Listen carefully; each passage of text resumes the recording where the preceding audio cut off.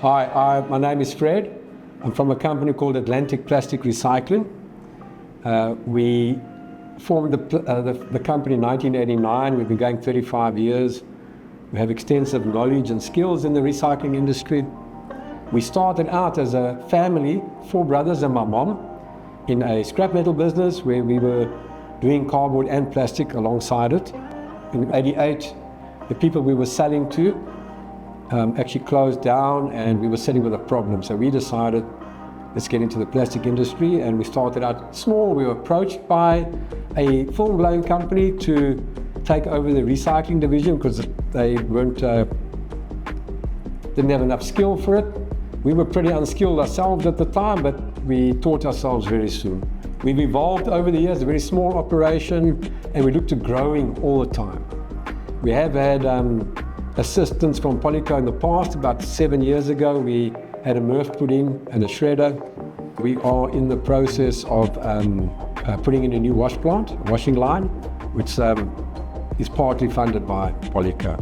The good years was 2018, 2019 were very good years, record years at the time.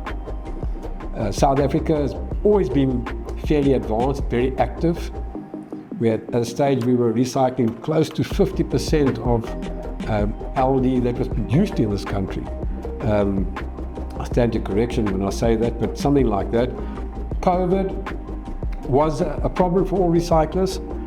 We had to close our factory, and within I think 5 or 6 days they'd phoned us and said they needed plastic to make the different bags for the medical industry. The hospitals were running out. We reopened, and we had a permit for 60 or 70% of the staff to work, and some guys had to stay off, and then within 2 months we had everybody back at work.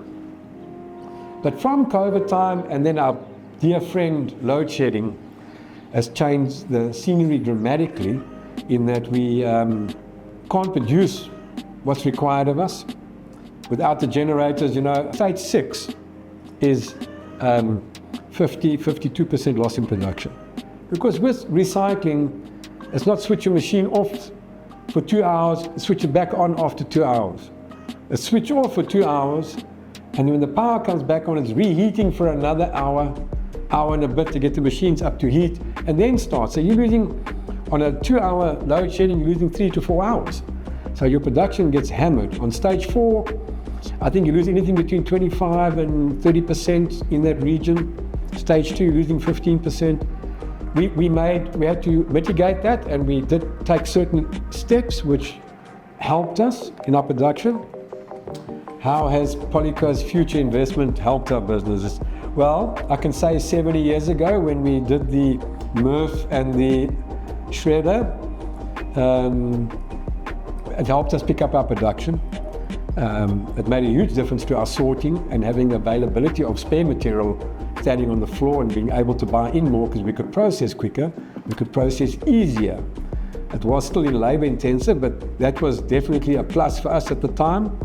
We are currently involved with Polyco in that we've ordered a new washing plant. Polyco partly funded and we funded partly. I think we're all going to go buy sunglasses because the future's so bright we have to wear shades. No, we are in planning. It's a strategic business plan laid out over the next 5 years. If everything goes to plan, the future looks good. Not everything always goes to plan, but it's how quickly we can react to the changes, that we don't hit the plan, and what do we do to mitigate that, and how do we get around it. It's an ongoing process, and continually reviewing and checking where you're going and what you're doing.